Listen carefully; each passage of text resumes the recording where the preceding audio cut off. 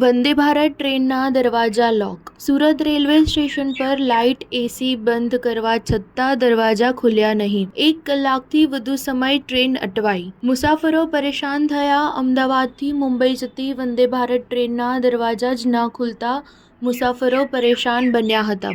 Surat railway station પર દરવાજા ન ખુલતા ટ્રેન 1 કલાકથી વધુ સમય સુધી અટવાઈ હતી. સુરત ખાતે સવારે 8:20 વાગે વંદે ભારત ટ્રેન પહોંચે છે, પરંતુ ટેકનિકલ કારણોસર ટ્રેનના દરવાજા ન ખુલતા મુસાફરો સ્ટેશન પર ઉતરવા માટે પરેશાન બન્યા હતા. ટ્રેનમાં લાઇટ એસી બંધ કરવા છતાં પણ દરવાજા ખુલ્યા ન હતા.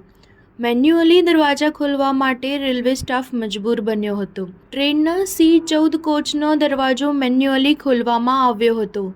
વંદે ભારત ટ્રેનમાં સુરત રેલવે સ્ટેશન પર ઉતરનારા તમામ મુસાફરો C14 કોચના દરવાજામાંથી બહાર નીકળ્યા હતા. વંદે ભારત ટ્રેનના ટેકનિકલ કારણોસર દરવાજા ન ખુલ્યા હતા. આથી રેલવે વિભાગના એન્જિનિયર્સની ટીમ તાત્કાલિક દોડી આવી હતી અને તેમના દ્વારા ભારે જહેમત ઉઠાવ્યા બાદ ટ્રેનના દરવાજા મેન્યુઅલી ખોલવામાં સફળતા મળી હતી. સ્ટાર ન્યૂઝ 7 હંમેશા સચ્ચાઈની સાથે.